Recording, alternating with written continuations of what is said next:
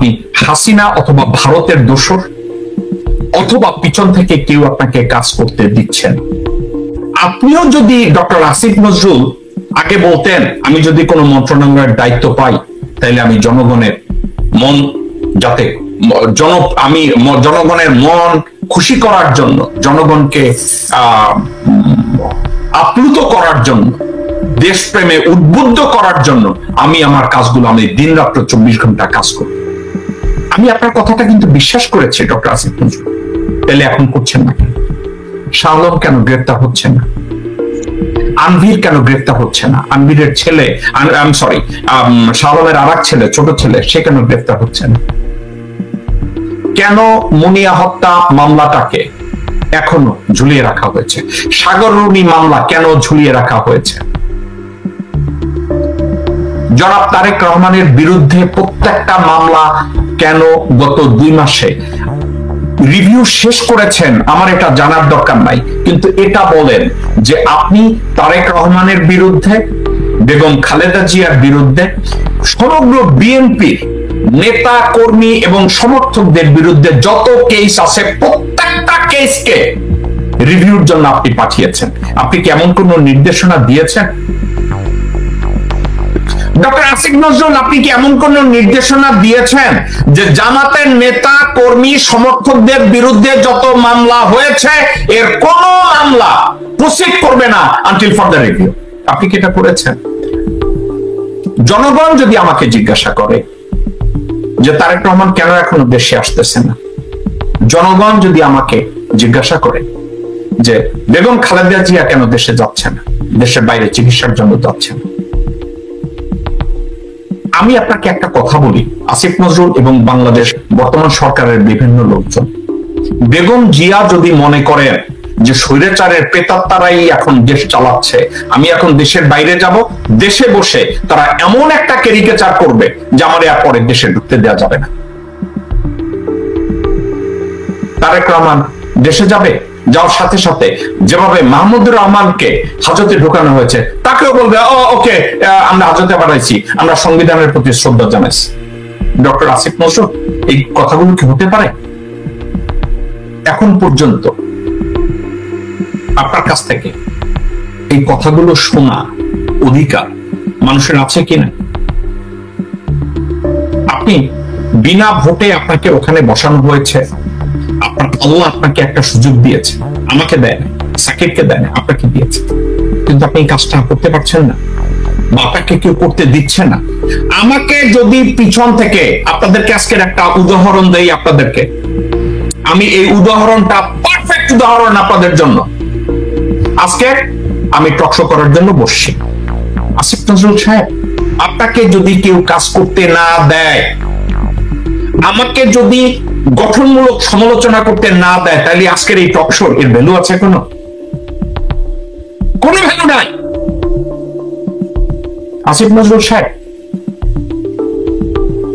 হয় আপনি অযোগ্য, নতুবা লেখাপড়ার বিদ্যায় আপনি বিদ্বান, কিন্তু অ্যাডমিনিস্ট্রেটিভ পাওয়ার, ম্যানেজারিয়াল স্কিল আপনার অত্যন্ত কম, অথবা আপনি হাসিনা অথবা ভারতের দোসর, অথবা পিছন থেকে কেউ আপনাকে কাজ করতে দিচ্ছে না। আপনাকে সামনে এসে এর ক্লারিফিকেশন দিতে হবে। আপনি যদি ক্লারিফিকেশন গুলো আপনি দিতে না পারেন, আমি ব্যক্তিগতভাবে অত্যন্ত কষ্ট পাবো। একটা কারণে কষ্ট পাবো, কারণ আপনি আমার অত্যন্ত ভালোবাসার একজন মানুষ, একজন শ্রদ্ধার পাত্র, ঘনিষ্ঠভাবে আমি যার সাথে মিশেছি তার মেয়েকে আপনি বিয়ে করেছেন। দেখো, আমি আপনার শত্রু না, সঠিক কাজ আপনি করবেন আমি এটা আশা করি। আর এটা যদি না করেন, জেনারেল ওয়াকারের বিরুদ্ধে যেমন মানুষ ভিডিও বানাইছে, জাফর ইকবালের নিয়ে যেভাবে ভিডিও বানাইছে, আপনাকে নিয়ে জঘন্য ভিডিও বানাবে, তখন আপনার জন্য আমার শ্রদ্ধাবোধ থাকলেও ওটাকে আর আমরা টেকাতে পারব না। আসিফ নজরুল সাহেব আইন মন্ত্রণালয়ের উপদেষ্টা হওয়ার পরে তার প্রথম ব্যর্থতা ছিল হাসিনা নিয়োজিত প্রধান বিচারপতি সুপ্রিম কোর্টে বসে অন্যান্য বিচারপতিদের নিয়ে একটা জুডিশিয়াল কু করতে গিয়েছিলেন। আইন মন্ত্রণালয়ের দায়িত্বপ্রাপ্ত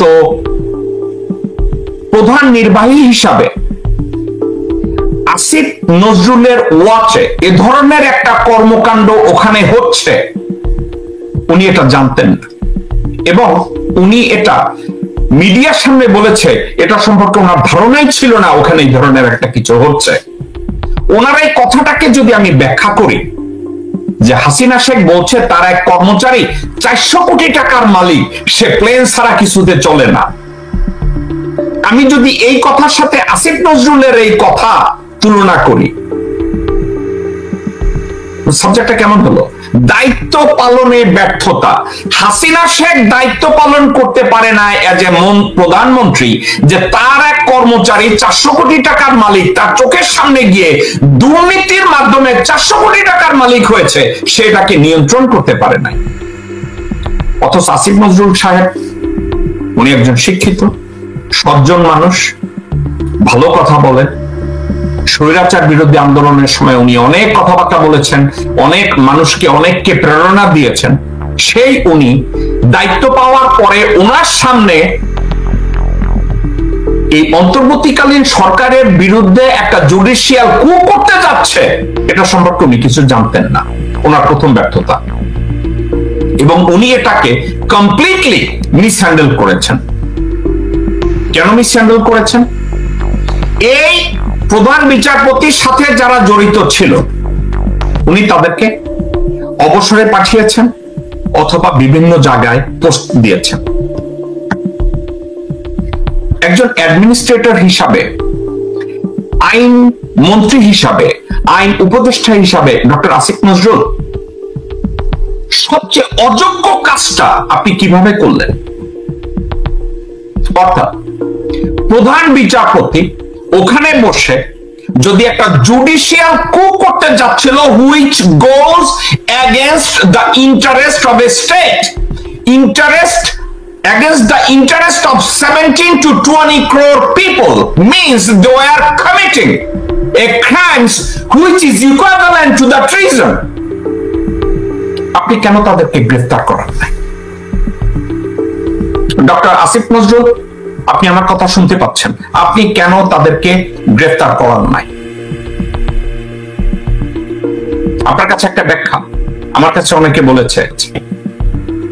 2, আওয়ামী লীগকে নিষিদ্ধ করার জন্য যখন একটা রিট পিটিশন ফাইল করার জন্য কেউ যাচ্ছিল, এটাকে প্রসিকিউটর ফাইলই করতে দেয় না। আপনারা বলছেন এটা গ্রহণযোগ্য না। Doctor Asif Nazrul, who are you to make a judicial decision? Or who is the prosecutor? Does he have that authority to make a decision? Because he is not a jurist. আমার কথাগুলো দর্শকবৃন্দ আপনাদের কাছে মনে হবে কথাগুলো ব্যাকরণের মতো, অঙ্কের মতো। হয়তো আমার এই কথাবার্তাগুলো মনে হবে এর ভিতরে কোনো রসকস নাই, but those are the fact. Asif Nazrul, ওই রিট পিটিশন আওয়ামী লীগকে নিষিদ্ধ করার ব্যাপারে ফাইলই করতে দেওয়া হয় নাই। তাইলে আপনাদের ওখানে কি করা উচিত ছিল? ওই রিটটা ফাইল করতে দেওয়া উচিত ছিল। ওইটা কোন একটা অ্যাক্টিভ বেঞ্চে যাওয়ার কথা ছিল, যেখানে 3 জন 5 জন 7 জন জাজ বসে ওই বেঞ্চ একটা সিদ্ধান্ত নিত whether that petition is going to be granted or that petition is going to be denied. তাহলে ওখানে এটা কি হলো? আপনারা তাকে করতে দিলেন না। ডক্টর আসিফ নজরুল, এটা ছিল আপনার দ্বিতীয়, আপনি মিসহ্যান্ডেল করেছেন। এবার আসি ডক্টর মাহমুদুর রহমান সাহেবের সাথে। ডক্টর আসিফ নজরুল, বাংলাদেশের প্রেক্ষাপটে আপনারা সব জানতাম, কিন্তু আইন নিয়ে যদি আপনি কথা বলতে যান, আপনি ল স্কুলে গেছেন, আমিও ল স্কুলে গেছি, ঠিক আছে? আপনি বাংলাদেশের ল স্কুলে গেছেন, আমি এখানে গেছি। এখন আপনাকে আমি একটা কথা বলি, বাংলাদেশের কনস্টিটিউশনে আপনি যে মুহূর্তে দেখেছেন that a state itself got involved with a criminal act. The case itself has been created with the bad elements. সেক্ষেত্রে মাহমুদুর রহমান সাহেব অভিমান করে বলতেই পারে যে আমি কোনো অ্যাপ্লিকেশন করবো না সাজা এই মুহূর্তে স্থগিত করার জন্য। সিম্পল একটা প্রসেস। ডক্টর আসিফ নজরুল কেন আইনমন্ত্রী হিসাবে আপনি কোর্টকে নির্দেশ দেন নাই এই কেসের সমগ্র কার্যক্রম স্থগিত করা হোক, instead of sending Mahmudur Rahman two prison? আপনি কাজটা কেন করেন নাই? মাহমুদুর রহমান সাহেব আমি কোন XYZ না, I am sorry, doctor Asif Nazrul আমি কোন XYZ না যে বাংলাদেশে আপনার সমালোচনা করতেছে। আপনার ব্যাখ্যা কি? আপনি জানেন সরকার এই মিথ্যা মামলার কারিগর। সরকার, আপনার সরকার না, পিছনের সরকার মিথ্যা মামলার কারিগর। অর্থাৎ it was a government who has created this fake allegation and you have that authority to tell the court that on this case just stop everything, let's review the merit of the case, factual evidence of the case. Did you do that? আপনি একটা ব্যাখ্যা দিয়েছেন, আমার মনে হয়েছে দশম শ্রেণীর একটা ছেলে ব্যাখ্যা দিতেছে, অথবা একটা নতুন ল স্টুডেন্ট প্রথম ল পড়তে গেছে, just he is a freshman, সে একটা ব্যাখ্যা দিতেছে। What's wrong with you doctor Asif Nazrul? আপনাকে তো আমি একজন জ্ঞানী মানুষ হিসেবে জানি, তো আপনি মূর্খের মতো এভাবে কেন করতে গেলেন?